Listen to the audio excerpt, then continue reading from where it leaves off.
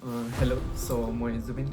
তো কিছুমান মানুহৰ বহুত জানিবলৈ বা শিকিবলৈ বুজিবলৈ মন যে একচুৱেলি ষ্টক মাৰ্কেট হয় কি বা ট্ৰেডিং একচুৱেলি হয় কি বাট এনেকুৱা ইউটিউবত ভিডিঅ' নাই যোনটো চাই আমি একেবাৰে বুজি পাওঁ যে ট্ৰেডিংটো একচুৱেলি হয় কি বা কি কৰে কেনেকৈ কৰে আমাৰ অসমীয়াটো নাই বাট হিন্দীতো এনেকুৱা ভিডিঅ' নাই মই আজি মোৰ পাৰ্চনেল এক্সপিৰিয়েঞ্চ দি ক'ব খুজিম বহুত চিম্প্লিফাইৰে যাতে সৰু পোৱালিবিলাকো বুজি পায় ট্ৰেডিং একচুৱেলি হয় কি বা ষ্টক মাৰ্কেট একচুৱেলি হয় কি মই কোনো সেবি ৰেজিষ্টাৰ্ড নহয় বা ফাইনেন্সিয়েল এডভাইজাৰ নহয় জাষ্ট মই মোৰ পাৰ্চনেল এক্সপিৰিয়েঞ্চ দি ক'ম ঠিক আছে তো বলক ভিডিঅ'টো আৰম্ভ কৰোঁ তো ট্ৰেডিং বা ষ্টক মাৰ্কেট কি ফাৰ্ষ্ট অফ অল মই ট্ৰেডিংটো কি এইটো ক'ম ষ্টক মাৰ্কেটটো কি ভিডিঅ'টো চালে লাহে গম পাই যাব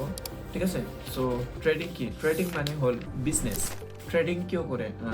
কিয় কৰে বুলি ক'লে অলপ কমপ্লেক্স লাগে বাট ইয়াতে যদি আমি কওঁ বিজনেছ কিয় কৰে তো বিজনেছ কিয় কৰে মানে মানুহে মানে প্ৰফিট কৰিবলৈ বিজনেছ কৰে ঠিক তেনেদৰে ট্ৰেডিঙো প্ৰফিট কৰিবলৈ কাৰণে কৰে তো বুজি পালোঁ ট্ৰেডিংটো কি ঠিক আছে তো এতিয়া এই যে আমি চাৰ্টখন দেখি আছোঁ লাল নীলা আপ ডাউন হৈ আছে তো ইয়াতে একচুৱেলি আমি কি কিনো বা কি বেচোঁ তো ইয়াতে আমি কিনিম কোম্পানীৰ shares bond ETF mutual fund ইত্যাদি বাট একচুৱেলি আমি এইখন চাৰ্টত বহুতো বস্তু কিনিব পাৰোঁ যেনে ধৰক চবতকৈ পপুলাৰ BTC বা crypto' gold USDT bitcoin meme coin commodity platinum crude oil option আৰু বহুতো ঠিক আছে তো এইবোৰৰ কথা আমি বেলেগ ভিডিঅ' এটাত পাতিম আজি আমি ইয়াতে মেইনলি পাঁচটা লৈছোঁ তো পাঁচটা আমি ভালকৈ বুজিম যিহেতু এইটো আমাৰ ইণ্ডিয়াত মানে পপুলাৰ হয় আমি ইয়াৰ বিষয়ে কথা পাতিম ঠিক আছে এই যে ক'লোঁ shares acid bond ETF mutual fund এইবোৰৰ মানে কি নম্বৰ ওৱান শ্বেয়াৰ্ছৰ মানে হ'ল আপুনি যিটো কোম্পানীৰ শ্বেয়াৰ্ছ কিনিব সেইটো কোম্পানীৰ সৰু এটা মালিক বা এটা অ'নাৰশ্বিপ আপুনি হ'ব ধৰি লওক বিৰলা কোম্পানীয়ে 100টা শ্বেয়াৰ বিকিব আৰু তাৰে আপুনি 2টা কিনিছে তো তাৰ আপুনি 2% সৰু মালিক বনিব আৰু যদি 80% কিনিছে তো 80% আপুনি তাৰ মালিক হ'ব ইয়াৰ পৰা আমি বুজো যে শ্বেয়াৰ্ছৰ মানে হ'ল পাৰ্টনাৰশ্বিপ বা অনাৰশ্বিপ অ'কে বুজি পালে শ্বেয়াৰ্ছৰ মানে কি তো এতিয়া আমি বুজিম 2 নম্বৰ এচিড মানে কি এচিডটোৰ মানে হ'ল সম্পত্তি যেনে আপোনাৰ হ'ব পাৰে সোণা মাটি ঘৰ বিল্ডিং মানে যিবোৰ বস্তুৰ ভৱিষ্যতৰ দাম বাঢ়িব বা আপোনাৰ ভেলু বঢ়াব বা আপোনাৰ সম্পত্তি বঢ়াব সেইবোৰ বস্তুক আমি একচুৱেলি এচিড বুলি কওঁ ঠিক আছে এচিড দুই প্ৰকাৰৰ থাকে ধৰ কাৰেণ্ট এচিড এটা আৰু নন কাৰেণ্ট এচিড এটা ঠিক আছে তো থাৰ্ড নম্বৰ বণ্ড কি বণ্ড হ'ল এটা লোন যিটো আপুনি কোনো এটা কোম্পানীক বা কোনো এটা গভৰ্ণমেণ্টক দিয়ে তাৰ মানে হ'ল আপুনি সেইটো কোম্পানীক আপুনি টকা ধাৰত দিছে ঠিক আছে যিহেতু আপুনি সিহঁতক ধাৰত টকা দিছে তো সিহঁতে আপোনাক সেই টকাখিনিৰ সুদটো দি থাকে আৰু যেতিয়া আপোনাৰ সেই টাইম পিৰিয়ডটো খতম হয় তেতিয়া আপোনাক সেই পইচাটো আৰু ঘূৰাই দিয়ে মানে আচল পইচাটো ঘূৰাই দিয়ে ঠিক আছে ভালকৈ যদি আমি কওঁ আপুনি যদি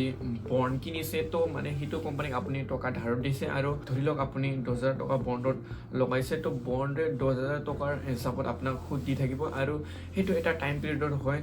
সেইটো ধৰি লওক আপুনি 3 বছৰৰ কাৰণে দিছে তো 3 বছৰৰ আপোনাক 3 বছৰত সুদ দি থাকিব আৰু যেতিয়া 3 বছৰ খতম হৈ যাব তেতিয়াহ'লে আপোনাক সেই যে আপুনি 10,000 টকা দিছিল 10,000টা আপোনাক বেক কৰি দিব তো এইটোৱে হ'ল বণ্ড বুজি পাইছে ফৰ্থ নম্বৰ আমাৰ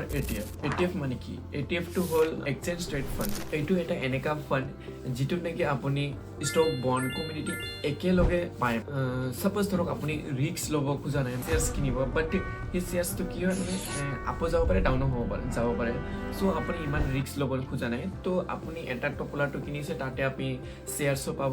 কমোডিটি পাব বণ্ড পাব তাতে ডিভাইডেড হৈ যায় ৰিস্কটো ডিভাইডেড হৈ কিনে ধৰি লওক আপুনি শ্বেয়াৰ্ছত লছ হৈ আছে বা কমোডিটিটো আপোনাৰ লছ হোৱা নাই আৰু বণ্ডটোত আপোনাৰ লছ হোৱা নাই তো সেনেকৈ কৰি মাল্টিপল কৰি কিনে আপোনাৰ ৰিস্কটো কম কৰি দিয়ে সেইটোৱে হ'ল আমাৰ এক্সচেঞ্জ ট্ৰেড ফাণ্ড মানে ETF আৰু যদি আমি ভালকৈ বুজি লওঁ চাওক ধৰি লওক আপুনি ফলৰ দোকানত গৈছে আৰু আপোনাক এতিয়া ভাল লাগি আছে আম বাট আপুনি আম কিনিব খুজি আছে 1 কিলো বাট আপোনাৰ মনত এটা ডাউট থাকে যে আমটো মিঠা নে টেঙা ঠিক আছে তো মিঠাও হ'ব পাৰে টেঙাও হ'ব পাৰে এতিয়া আপুনি কি কৰিব চাইডতে আপোনাৰ এটা টপলা আছে সেই 1 কিলোৱে একে দাম ঠিক আছে তাৰপিছত তাতে থাকিব আপোনাৰ এটা আম এটা কল এটা লেচু এনেকৈ বহুত থাকিব ঠিক আছে তো তাতে যদি আপোনাৰ আমটো টেঙাও হয় কলটো আপোনাক খাই ভাল লাগিব বাট কলটোও যদি বেয়া লাগে তো যিকোনো এটা ভালটো লাগিবই না যিকোনো এটা চ' ঠিক তেনেদৰে ইটিএফটো চেম বস্তু যদি আপোনাৰ এটাত লছ হয় তো আনটো এটা প্ৰফিট কৰিবই চ' এনেকৈ এইটো ৰিস্কটো কম হৈ যায় চ' এইটো আমাৰ ইটিএফ বুলি আমি জানো ঠিক আছে বুজি পালে চ' এতিয়া 5 নম্বৰ মিউচুৱেল ফাণ্ড হ'ল বহুতো ইনভেষ্টাৰৰ পৰা পইচা এটা কোম্পানীয়ে লয় ধৰি লওক এটা কোম্পানী সিহঁতৰ মিউচুৱেল ফাণ্ড আছে তো আপুনি তাতে ইনভেষ্ট কৰিব পাৰে ঠিক আছে ধৰি লওক আপুনি 500 কৰিলে আৰু অইন কৰিব 1500 মই ধৰি লওক 1000 কৰিলোঁ তো তাতে একেলগে মিলি কিনে বহুতো পইচা হয় আৰু সেই পইচাৰে এটা নলেজেবল মানে এক্সপিৰিয়েঞ্চ ফাইনেন্সিয়েল এডভাইজাৰ বোলে অইন বণ্ড এছেট শ্বেয়াৰ্ছ এইবিলাক কিনে আৰু তাতে ইনভেষ্ট কৰি ৰাখে চ' যিবোৰ ইনভেষ্ট বা আপোনাৰ বণ্ড কিনি লাগিছে সেইবোৰৰ পৰা যিখিনি প্ৰফিট পায় সেইটো আমাকো দিয়ে আৰু সিহঁতেও ৰাখে ঠিক আছে আপুনি যিমান টকা ইনভেষ্ট কৰিছে সিমানে তাৰ পাৰ্চেণ্টেজ ৱাইজ আপোনাক দিব ঠিক আছে তো এইটো লং টাইমৰ কাৰণে হয় চ' ইয়াতে পইচাবোৰ আমি যিটো প্ৰফিট পাওঁ সেইবোৰ প্ৰফিট কম্পাউণ্ডিং হৈ মানে ভৱিষ্যতে আমাৰ এটা ডাঙৰ এমাউণ্ট হৈ যায় ঠিক আছে বুজি পাইছে তো এইটোৱে হ'ল মিউচুৱেল ফাণ্ড আই থিংক চব বুজি পালে অ'কে চ' এই 5টা মই বুজাই দিলোঁ আৰু বাকী যদি বুজিব খোজে তো কমেণ্ট কৰিব মই অন্য এটা ভিডিঅ'ত বনাই দিম কাৰণ এইটো ভিডিঅ' আৰু বহুতো আছে বহুতো ডাঙৰ হ'ব পাৰে চ' এতিয়া আমি এই যে শ্বেয়াৰ্ছ কমোডিটি এইবোৰ আমি কিনিম ক'ত বা বিকিম ক'ত তো এইবোৰ কিনিবৰ কাৰণে আমাক এতিয়া লাগিব ব্ৰকাৰ তো ব্ৰকাৰ কি আৰু ব্ৰকাৰৰ কাম কি বা কি কৰে ব্ৰকাৰৰ কাম হ'ল আপুনি যে শ্বেয়াৰ্ছ বা ETF এইবোৰ কিনিব সেইবোৰ আপোনাক দিয়া বাট ব্ৰকাৰে সেইবোৰ নিজে নিদিয়ে চ' ব্ৰকাৰে পাই ক'ত ব্ৰকাৰে ল'ব NSE আৰু BSE পৰা মানে আমি পাওঁ NSE আৰু BSE পৰা বুজি পালে চ' এতিয়া BSE আৰু NSE কোন চাওক NSE হ'ল নেশ্যনেল ষ্টক এক্সচেঞ্জ আৰু BSE হ'ল বম্বে ষ্টক এক্সচেঞ্জ এই দুটা হ'ল ইণ্ডিয়াৰ ষ্টক এক্সচেঞ্জ তো আমি এতিয়া চিধা কিয় NSE আৰু BSE পৰা ল'ব নোৱাৰো ষ্টক বা শ্বেয়াৰ্ছবোৰ কাৰণ আমি যে শ্বেয়াৰ্ছ কিনিম বা বিকিম ইয়াৰ কাৰণে আমাৰ লগত এটা একাউণ্টৰ দৰকাৰ সেইটো একাউণ্টৰ নাম হ'ল ডিমেট একাউণ্ট আৰু ট্ৰেডিং একাউণ্ট তো ডিমেট একাউণ্টৰ কাম কি বা ট্ৰেডিং একাউণ্টৰ কাম কি ডিমেট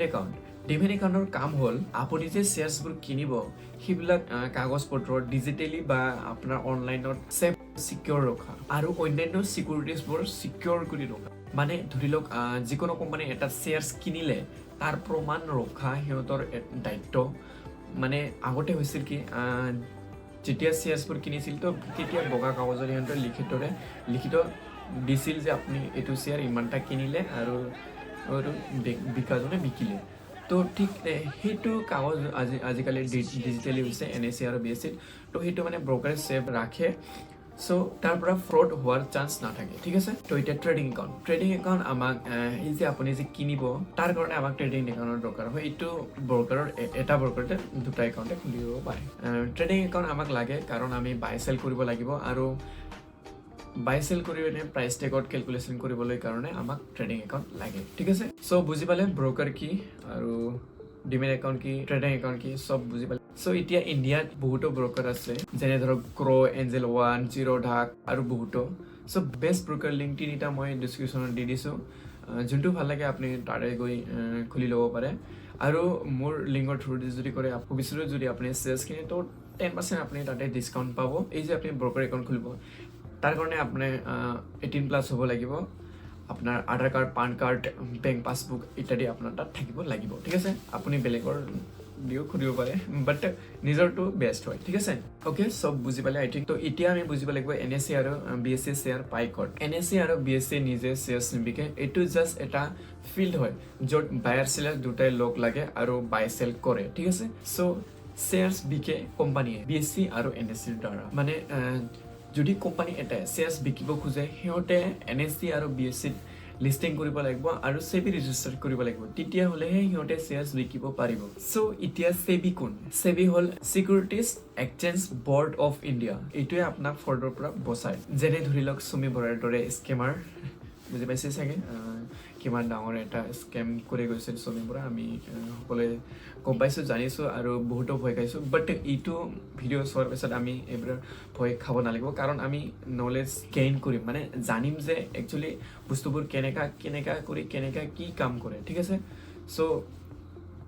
অলৰেডি আপুনি বুজি পাইছে বাট আৰু বুজিব শেষলৈ চালে ঠিক আছে চাওক এতিয়া শ্বেয়াৰ্ছ কোম্পানীয়ে বিকে কিয় চাওক কোম্পানী এটা শ্বেয়াৰ্ছ বিকাৰ বহুতো কাৰণ থাকিব পাৰে। ধৰি লওক টাটা কোম্পানী এটাই 10 চকীয়া ট্ৰাক বনাই আছে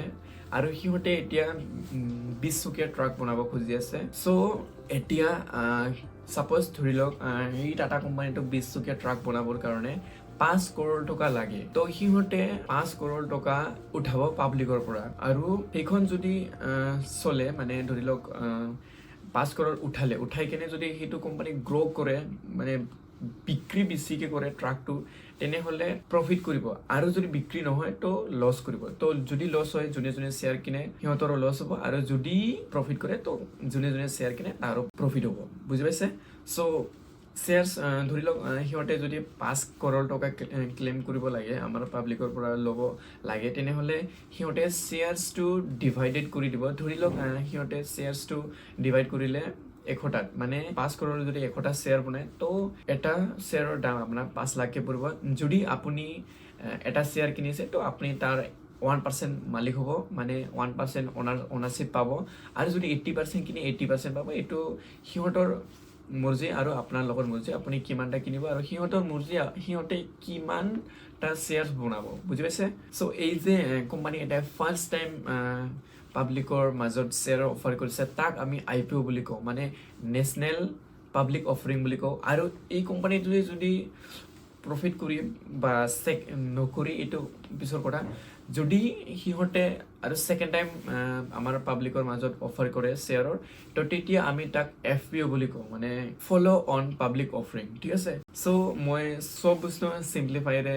বহুত ইজিলি মই কৈ দিলোঁ, যাতে সৰু সৰু ল'ৰা ছোৱালীবোৰেও বুজি পায়, মোৰ ভাইটি ভণ্টিসকলেও যাতে বুজি পায়। চ' মোৰ এইটো ফাৰ্ষ্ট ভিডিঅ'। চ' চাই যদি ভাল লাগিলে লাইক কমেণ্ট শ্বেয়াৰ ছাবস্ক্ৰাইব কৰি দিব। শ্বেয়াৰ্ছটো কৰি দিব, কাৰণ চবকে ফাইনেন্সিয়েল বিষয়ে জানিব লাগে বুলি মই ভাবোঁ। চ' কিছুমান কথা মই ক'ব জানা নাই, কাৰণ মই এইটো মোৰ first video'. So' I don't know' কেছে বনাতে। চ' এইখিনিয়ে মই ক'ব খুজিম, আৰু নেক্সট ভিডিঅ' বনাম চাগে। আপোনালোকে কমেণ্ট কৰক কোনটোৰ ওপৰত লাগে। যদি বুজি পাইছে লাইক কৰক। এম ৰাখিছোঁ 10, অনলি 10, তো 10 লাইক কৰি দিয়ক। ধন্যবাদ।